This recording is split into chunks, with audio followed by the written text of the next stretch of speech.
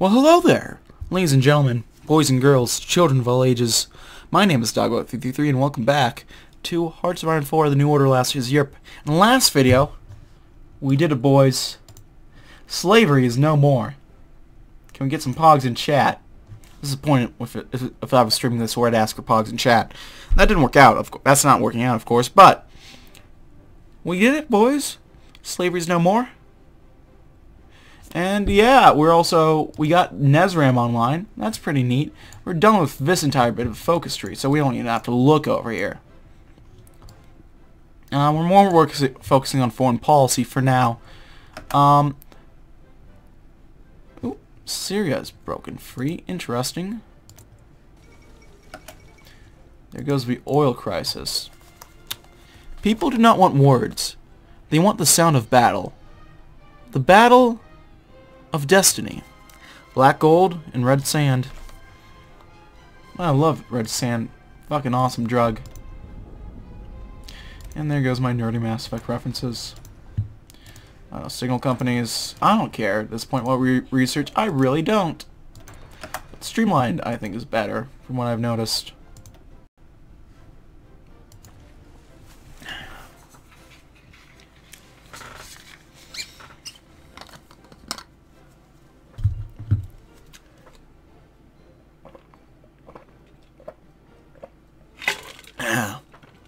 That's better. My voice is still kind of coarse. Nice coating of water helps that a bit. Part of it's just I've recorded these a couple times already. Plus I've been talking all day for my job anyway, so my voice hasn't really had much of a break. And then afterwards, I had a bit of a break. Then I had a work meeting, and then I went and walked around the park, sort of a park, with my buddy. And then we walked around the park again with another buddy who joined up later. And my voice has not had a chance to rest today. And I know I'm probably about to yell kind of soon. So it's not getting another break anytime soon, but we're pushing through, boys.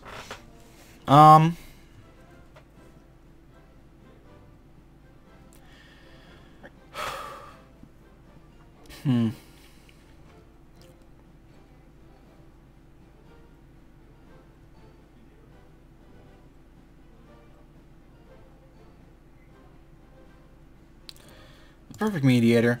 The talks are proving more difficult than expected. It seems we underestimated the hostility of the Italian delegation. Even Schmidt's skills are powerless against the sheer amount of grievances the Italians have thrown at us. It's evident that we need help in this, but bringing in our allies would only risk further infuriating the Italians. What we need is a truly neutral mediator, one perfectly balanced between the two sides, with no interest whatsoever in favoring one or the other. Switzerland, of course!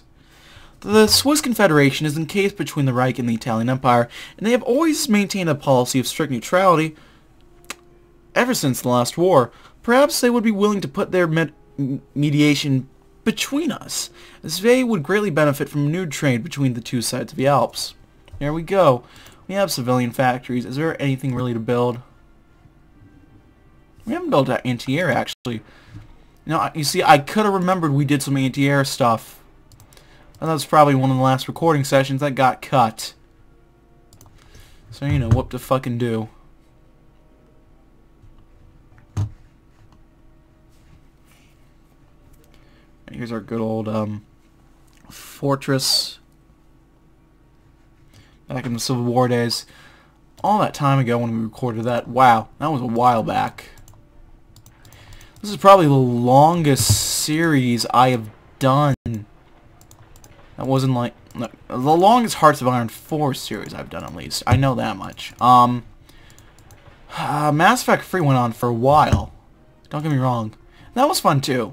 That was about 40... It was just shy of 50 parts, I remember. TNO, this was gonna clock in around 35, I think. I think this right now should be the 30th? No, last one I think was the 30th. This is 31st. I don't know, I can't count right now. Kinda tired. But I'm gonna push through. Wessel locked the doors and swiftly turned to leave. There was only a select few he could trust with his information. He could only pray he would reach them before Gellin realized what was missing. He marched through the office of the Bureau vessel, giving a dismissive nod to those who met his gaze. "Excuse me, Herr Ketchen, I have a message for you." Gerhardt turned to see a man in dark sunglasses. The man extended his right hand with a slip of paper, clearly expecting him to take it. His left was lazily resting in his coat pocket. Wessel reached to his pocket, as though reaching for a pen. His eyes darted from side to side, establishing the visitor was alone. The man's eyebrows furrowed and the corner of his mouth turned as he realized his bluff had been called. Wessel pulled the penknife from his pocket all too slowly as the man's left hand emerged from his coat pocket holding a slim pistol. In one smooth motion, the man's arm straightened, the oversized suppressor brushing against Wessel's ears. He jerked to the side. Its detonation nonetheless deafened him and threw him off his balance, and he fell into the assassin with a tangle of limbs. A blind thrust of the blade made contact, and he stabbed, the knife finally connecting with the man's throat. With a gurgle, the man's sunglasses expired. Wessel arose, clutching at the side of his head. The bullet had grazed his skull, and from what he could tell, taken most of his left ear with it. The shot had roused the rest of the burrow, and Wessel had slammed in the telephone of a wide-eyed secretary who was in the process of calling the Orpo. Whatever number was dialed next, Wessel could guarantee it would not be the one that picked up. He barked out swift orders to leave. His bureau had planned for a situation similar to this, though he had never thought it would ever be implemented. His staff would scatter and the bureau would go dark. He had a meeting to attend. If Speer was compromised, he had to find the next best thing. Exiting through his own secret door, hidden in a den of electrical wires and transformers, he turned up his collar, put on his hat, and made for the Reich Kanzlei. Herr Meyer, here to see Herr Chancellor Kissinger. Oh man. That leads us into a new event.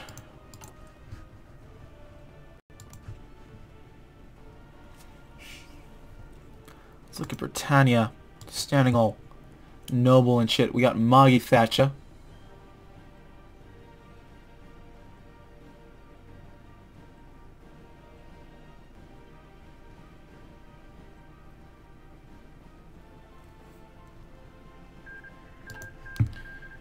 The Arab Republic has defeated the Islamic Republic. You know, that's not confusing at all.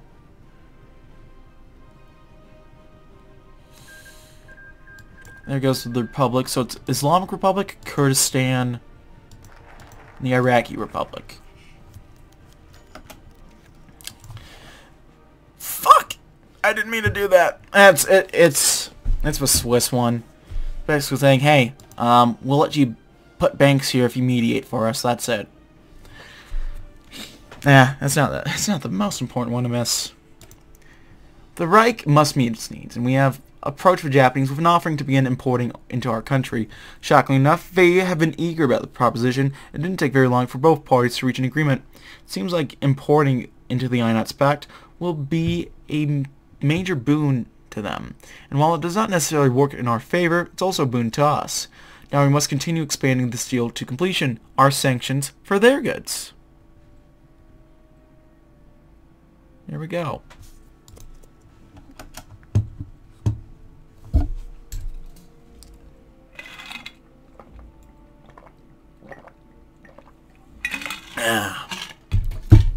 That's some good fucking water right there. Yep, and wouldn't you know it, Boris went and fucking ate Kazakhstan, the Madland. Tries the imports. Perhaps it is on the more expensive side, but what does it matter? The German citizens no longer forced to handpick what is only made in the INATS Pact, a fact that many are clearly discontent with. Instead, their selections have begun to open up for a new foreign perspective. Goods tending to be high quality are pouring into Germany, and there has been a noticeable uptick in satisfaction from the civilian populace. With a wider variety of goods to spend, there will be a bigger incentive to expend their income. And so the economy will continue to grow. That's a theory, at least.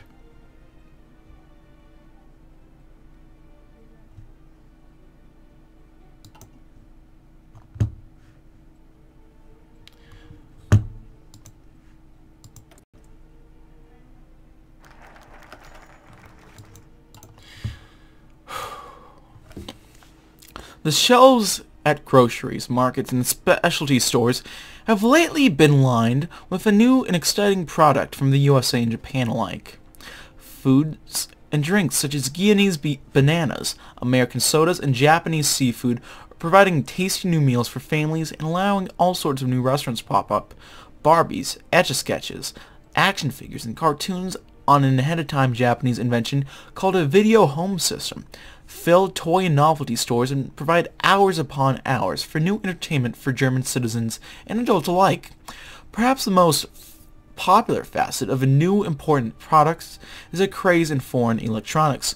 Televisions, portable radios, home phones, coffee makers, power tools, electric mixers, blenders, modern stovetops, microwave ovens, electric toothbrushes, digital alarm clocks, hair dryers, Polaroid cameras, electric razors, air conditioning units, washer dryers, vacuum cleaners, and all sorts of other goods can now be found in practically every middle-class German household.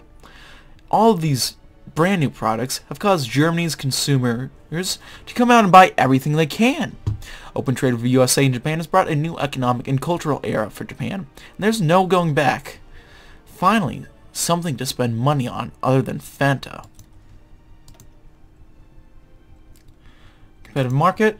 The effects of the Japanese market opening up to the German market is in full effect now. Shelves are filling with products that have origins from all around East Asia, often being more expensive and higher quality than the German counterparts. This has pleased our citizens quite handily, but now there's a question we must ask ourselves. Do you want to be outcompeted by a superpower in our own land? Though the profits are flowing, we don't need them to run our business into the ground. The answer will reveal itself in this future, but it is too late to back out now. I mean, we now have moral superiority over the Japanese, as the devil of Showa sits on his throne triumphantly. An entire generation is condemned to eternal damnation, scorched under the infernal flames of the rising sun. Yeah, I think when you can say, as the fucking Nazis, that you have moral superiority over someone, that's fucking rough. Also, the National Protection Army is fucking rushing into China, and that is fucking based. Vessel rested in the Chancellery's study, his head wound and missing ear. It is his head wound and missing ear being tended to by Kissinger's private doctor. The Chancellor had assured him of the man's trustworthiness, but that didn't stop Gerhardt from uneasily glaring at him whenever he went to produce some instrument from his bag. He attempted to piece together the recent events in his head, while he had a moment of peace. Dutschke's murder had been the flashpoint, and Gerhardt was now all but certain Gellin had ordered it. Further still, Bachmann had been eliminated to throw a vessel off the trail. Gellin's bureau had been hoarding secrets, making hidden contacts, selling information that was not theirs to sell. They had actively been working against Vessel's own agents from the beginning. To what end? And most damning of all, Gellin was extorting the Führer himself, one last insurance policy in case the depth of his double dealings came to light. How had this happened? Reinhard Gellin was an intelligent man, one Vessel had looked up to. Now Gellin has slunk to sending hitmen after him in broad daylight. He was sloppy, out of touch, and most of all, could not be trusted. Trust was everything in their business. Who to trust and distrust decided who was alive and who was dead. He turned out the window and glimpsed a dull red glow. He shook off the protesting doctor and went to the window. In the distance were the party rally grounds, the greatest theater in which the Nazi Party had performed their ecstatic rallies ever since Hitler took the power. In the center was the Ehrentribune, the vast podium wreathed with swastikas, from which he spoke and yelled and cried, which to many represented the golden days. It was burning. Time to refocus. The pride of the German Reich was damaged today as an outbreak of dissonance occurred within the very celebrations of its achievements. The annual Nuremberg rallies supporting the Nazi Party were met with protests from a gathering group of students advocating for free speech and reforms within the Reich. However, whilst leading the protest of the student gatherers, one of the students, Rudi Dutschke, was shot by Joseph Bachmann, who has appeared to have no government ties on account of his ideological leadership. Ooh, that's not true. Angered by Duchka's death, the students broke through several barricades, fighting against guards, whilst officers replied through force.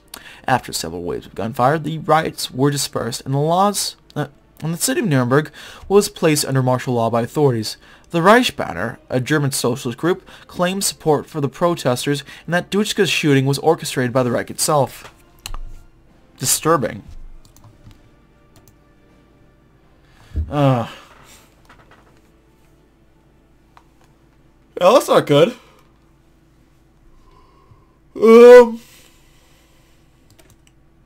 With Speer and the gang's reforms having brought Germany back from the brink, and now chugging along with remarkable efficiency, many Japanese businessmen and corporations taking a keen interest into our own businesses. With some elbow grease and negotiations, a significant amount of these Japanese interests will be allowed into Germany proper, investing into our own industry with the promise that they will receive a healthy return on investment.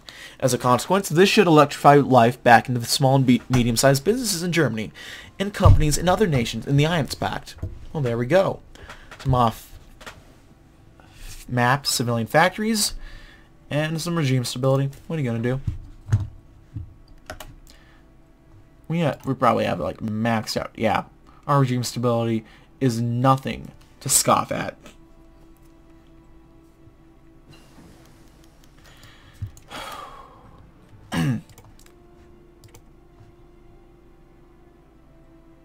Alright.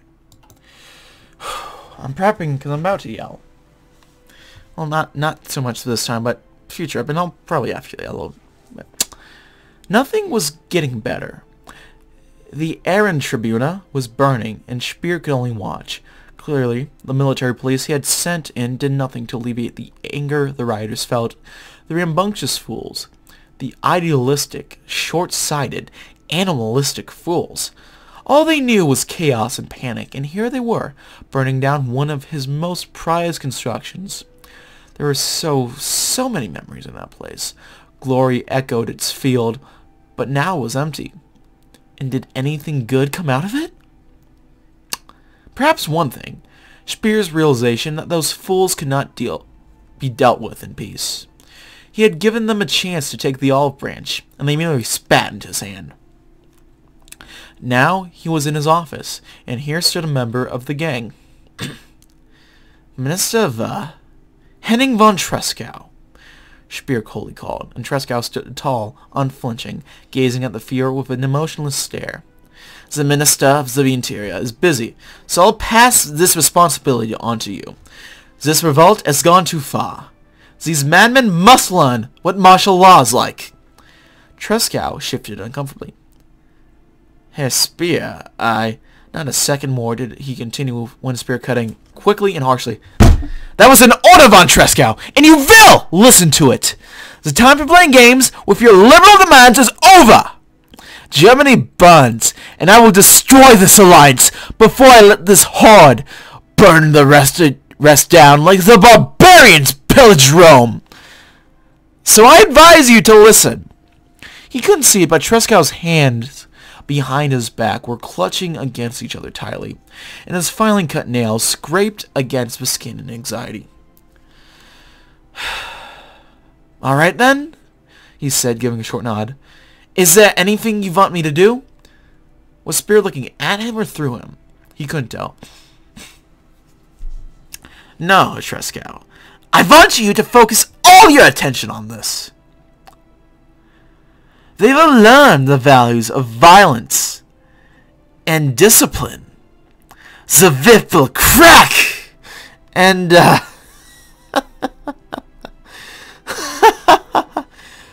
will learn. As a Prussian, I'm certain you agree. Trescow's face said anything but. Now go. You are dismissed. Albert Speer's architectural house dominoes begins to fall.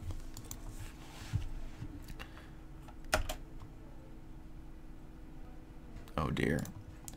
I'm not mistaken. Yeah, they have their faction now, the United Arab States. Can I give any of these guys more guns? I can give these guys more guns. But I can also just go ahead and increase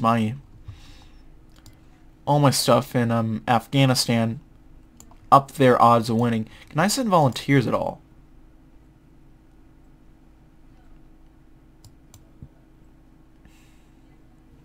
Apparently we have no reason to involve ourselves in this proxy war. Fair enough.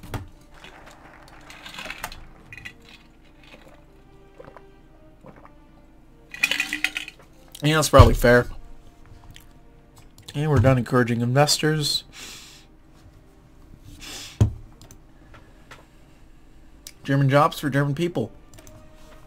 Initial results have turned up a success. With Japanese funds coming into Germany, numerous big businesses, big and small, have received significant cash injections, revitalizing them and encouraging them to hire more workers.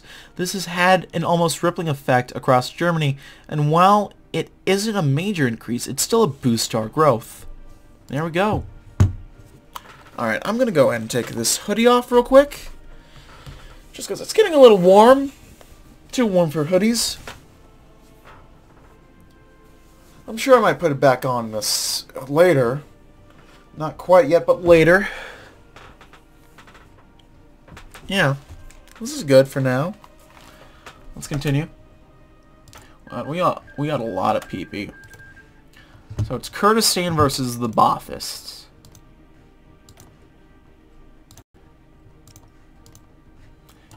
Yeah. Iraq has it.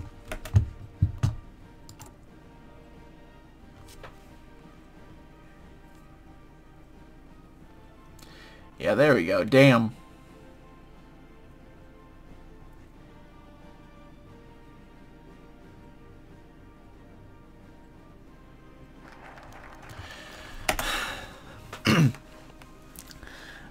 I'm sorry, I don't follow you.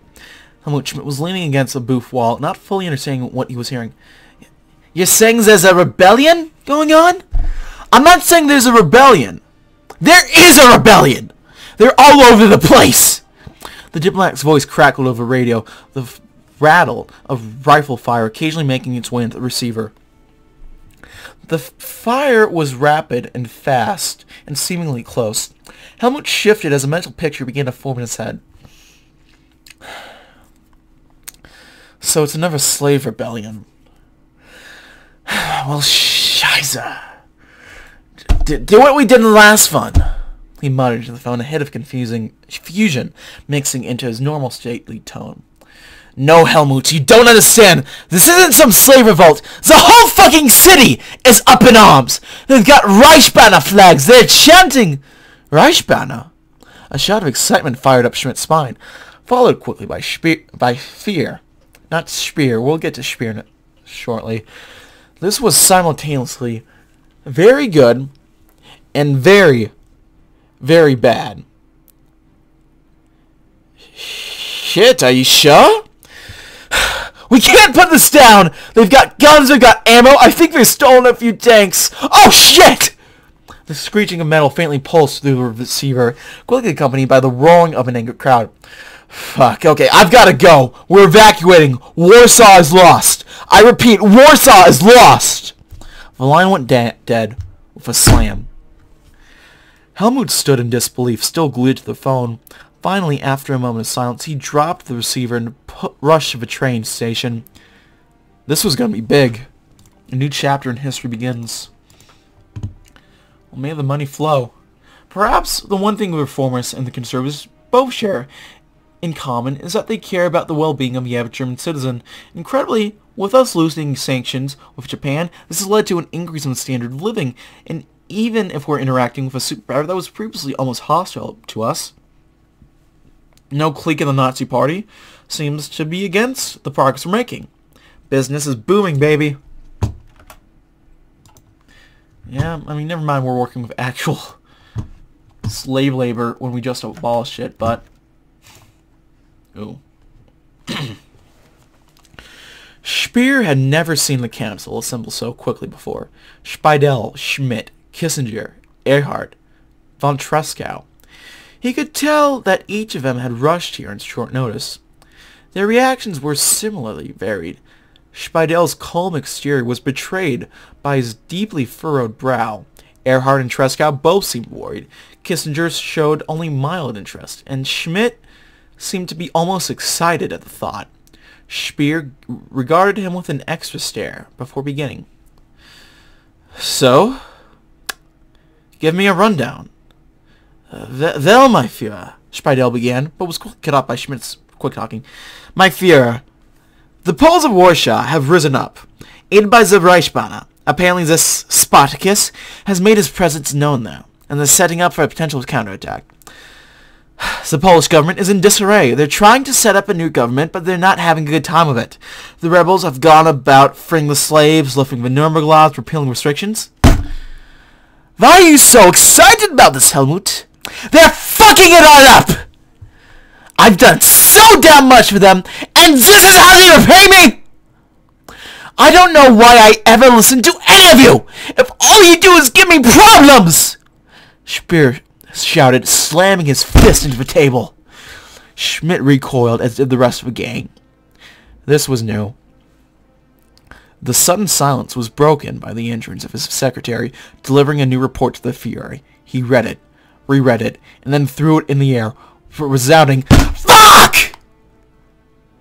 Krakow has fallen, my Führer. Oh dear. So this is where we start seeing a bunch of unrest pop up. So you see, there's a lot of demilitarized zones. And, we'll get to what happens. You'll see what happens soon enough. Look, my Führer. I understand this is frustrating, but we cannot allow our emotions to govern our response on this issue. You should tell that to Helmut then!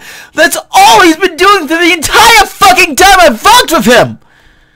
Kissinger sighed. Perhaps he should have expected this. Speer's revolt to the slave siege some time ago hadn't exactly been a reasoned one. In any case, my Führer, we can't truly have an effective response until we know how far this is going to spread. It'll do us no good to try and put out these fires while more are picking up. Well, why don't you look yourself, Kissinger? Here we are, with our plans unraveling before us, with everything the conservatives said would happen coming true, and you're standing still, preaching the merits of the Reichsbanner? Hell, Schmidt's practically been on their side since he got here! I never said I was in support of the slaves, Schmidt responded. Speer turned to him with an incredulous look. Bullshit! You think I'm dumb, Helmut? I can see it in your face. You've been waiting for this for years. Schmidt opened his mouth to respond, but Kissinger waved him off. In any case, my Führer, we must wait until the cards fall.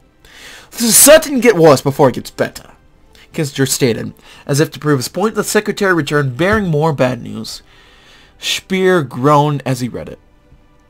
Before, at least it was confined to Poland. Now, this was going to be an important mess. Hold on, my buddy's texting me.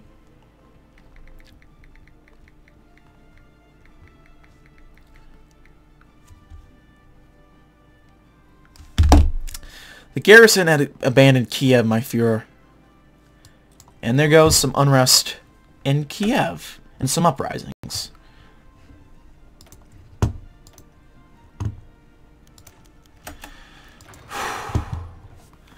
The papers kept coming, and they came faster and faster over each passing hour. Reports of isolated uprisings in the factories, slave mobs arming themselves into the rebel holdouts, the occasional gun battles with police and soldiers, and the slow consolidation of the rebels into an organized army. Every report that came in angered Speer even more. This only hardened his resolve against the other four men in the room. What a fool he was to trust them! Every step of the way! They had subverted his request and gone against his orders. They had forced him over and over and over to agree with him and avoid collapse. Ever since he had brought them on, they made his job harder than it had to be. And now, at the hour of Germany's greatest danger since World War II, here they were, trying to survive again, poisoning his ideals and dragging Germany away from what made it such a power to start with. He wouldn't take any more of it, he decided. From here on in, he would call the shots, and not some petty idealist, or fat capitalist, or some old military man. As a report of the next city to fall, Minsk, came in, he made up his mind. Now was the time to really show the true power in Germany was him, Albert Speer. And we're just getting started. Belarus is falling, boys.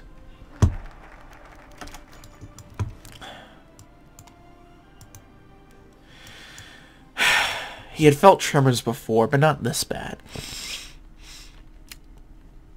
He had the strength to open this constant flood of documents sent to his office, so his desk was filled with unread papers. He didn't have to read them, of course. He knew exactly what the direction of this revolt would go.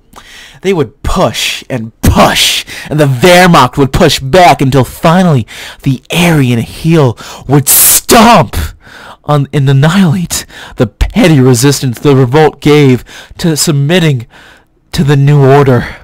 The thought soothed his mind a little, but he was still bitter with anger, and a certain someone kept trying to push him down another road.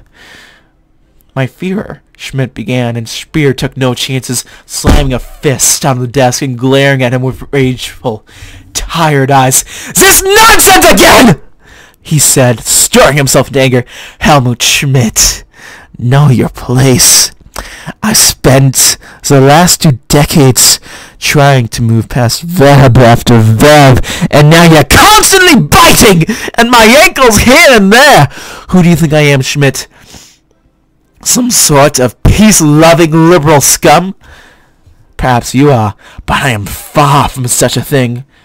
Schmidt ground his teeth together, feeling his breathing become heavier. I've advised you, time and time again, that clashing with the slaves would ruin our international image. To hell with our international image! You! Speer's eyes narrowed toward Schmidt. You.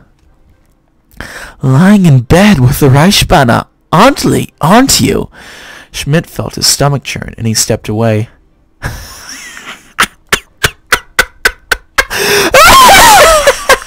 I should have seen this earlier! I should have realized a decade ago! You are more than just a pathetic liberal! I know what you are now, Schmidt. You're a rat! A rat! Speer kicked back his chair and stood out, almost falling on the mouth. Get out of my office! Get out! You Judeo Bolshevik bastard! Get out before I have you hanged as an enemy of the state! Schmidt felt sweat drip down his back as he began walking out while Speer didn't relent. The moment I have evidence of the truth, you have lost all use to me! I wasn't lying when I said I was gonna yell. Whew, my throat's killing me. But you know, I gotta keep pushing through.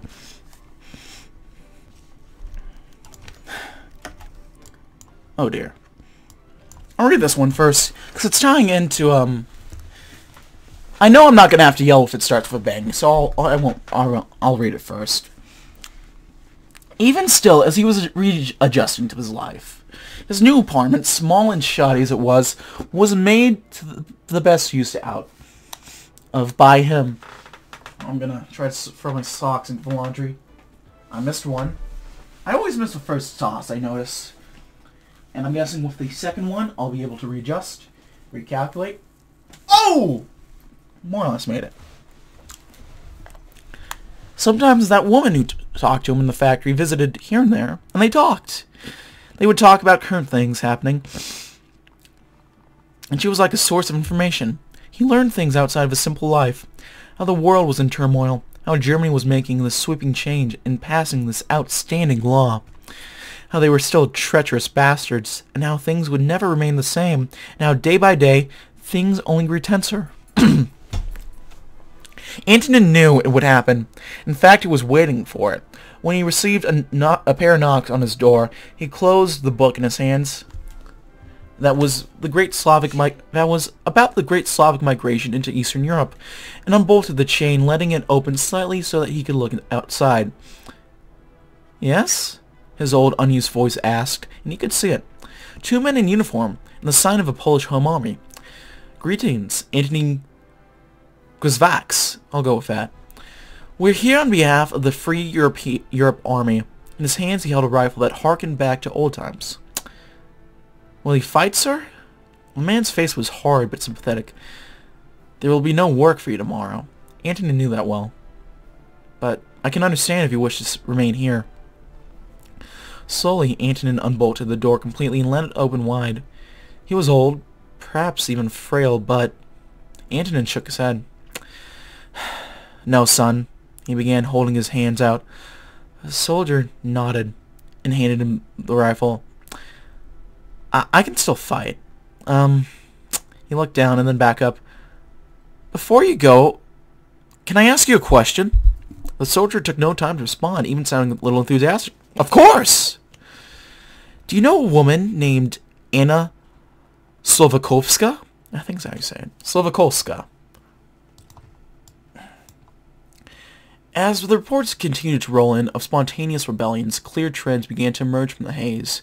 Speer reviewed them and pieced them together, a master architect building on his latest work, not one of stone or steel, but one of statistics. The cities that had revolted so far will all fit the same few categories. Kiev, Warsaw, Minsk, Krakow.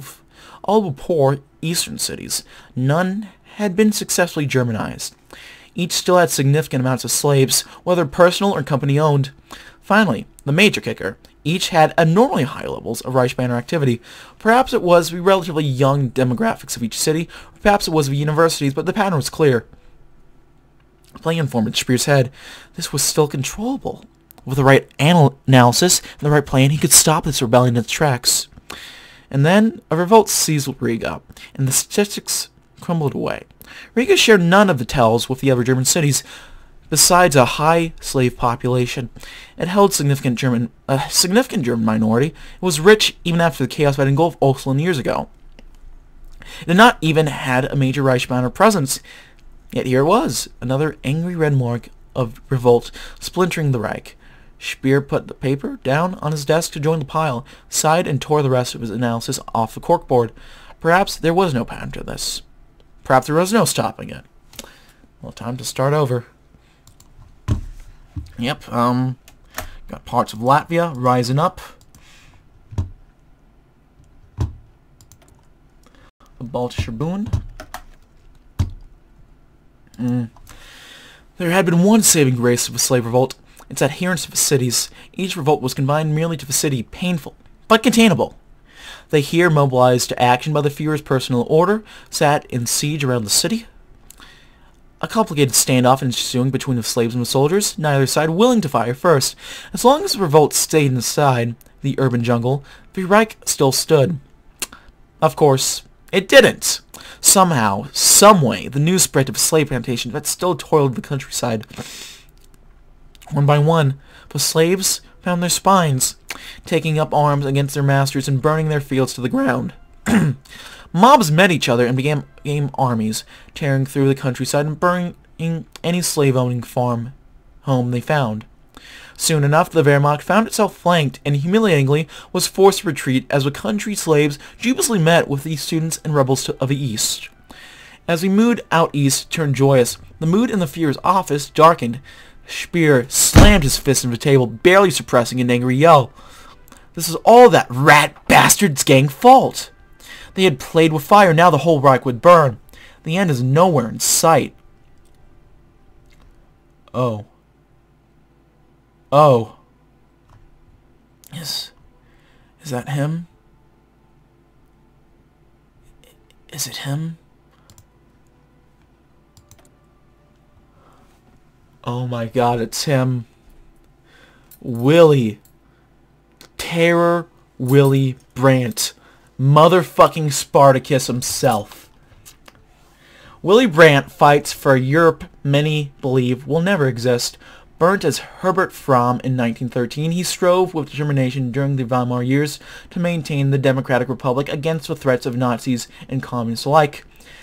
As Fromm, he joined the SPD age 16, the SAPD age 18, and the anti-Nazi resistance just age 20. The death of Fromm and the birth of Willy Brandt came when he fled to Oslo to establish an SAPD cell as a bastion of German resistance.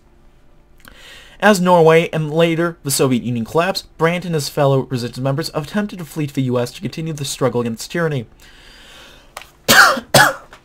The cruelty of fate saw them all captured by the Kriegsmarine and thrown into an Eastern European KZ, where they toiled with little but gruel and the threat of a bullet to sustain them. Refusing to be crushed by such brutality, Brandt covertly organized camp resistance cells and established outside contacts who were not surprised when Brandt and his allies escaped during the chaos of the Western Russian War. Free at last, and as fervent as ever, Brandt coalesced much of the German resistance around the re-established Reichsbanner Schwarz Rot Gold, working undercover as he grew his network to include the European partisan organizations and German student leaders, exploiting the mayhem of the Bürgerkrieg to his advantage. Many would have given up such a fanciful dream in search of a peaceful life, but not Willy Brandt. The Slave Revolt provides the final flame of hope for the forces of liberation and democracy, whatever the cost may be. The final die has been tossed, and only time will tell if it heralds freedom or death. Isn't he dreamy, guys? So we have freedom or death. The brave men and women of the revolt they all fight under the same banner. The banner of freedom. Slaves from across the Reich have broken their chains and rallied under the banner of a slave revolt. For most, this is their first experience of freedom in decades, and if they do not succeed in their overthrowing their German slavers, it will be their last. Certain death awaits those who fall back under the shadow of the Reich. As such, their freed slaves will fight tooth and nail until their dying breath, so that they, their brothers, and their sisters may live free. Then we have a partisan alliance.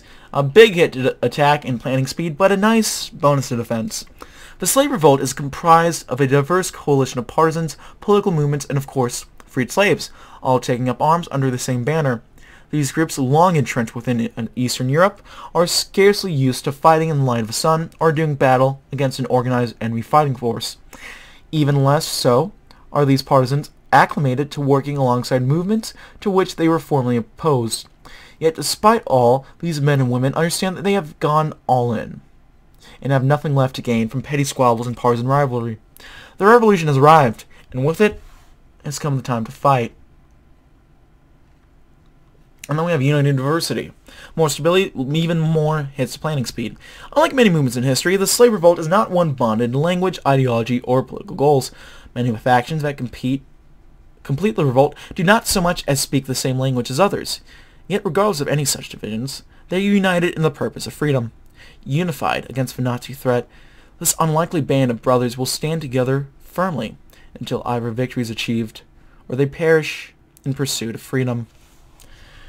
Whew. Shit is getting real. Alright, we have a focus we can do. Let's do sanctions. Rest assured the Americans that will use nominal green sanctions. So just please, yes.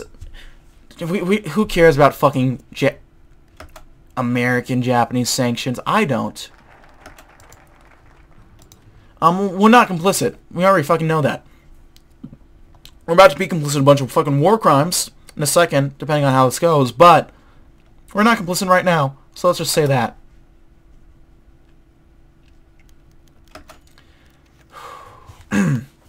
Despite his relative calm compared to other Reich commissariats, it seems Muscovian hasn't been spared from the chaos of a slave revolt. Well-intentioned servants in the former Russian lands are far less than across the rest of the Reich, but they still make a considerable number, and it seems that the general chaos gripping the entire German colonial empire has emboldened them. All across the Reich Commissariat, tens of thousands of slaves break their chains and assault the German garrisons, overseeing their suffering, taking their weapons, and establishing pockets of resistance. in the Russian plains. They ask for freedom, and most of them are ready to fight to the death rather than kneel once more. If they are to die, this is their message relayed to the Reichskommissar. They will die as free men. Even though their numbers swell with every passing day and local authorities struggle to protect the cities from the increasing wave of dissent, it seems that, unlike the Metropolitan Reich, reaction is mounting. Reports of German regular forces regrouping under the leadership of Field Marshal Schorner and preparing for a counteroffensive. The general has sworn to return order to the Russian Reichskommissar at no matter the cost. Wait, he can't act on his own. What is he doing? Sorry, we still have our own guy in there.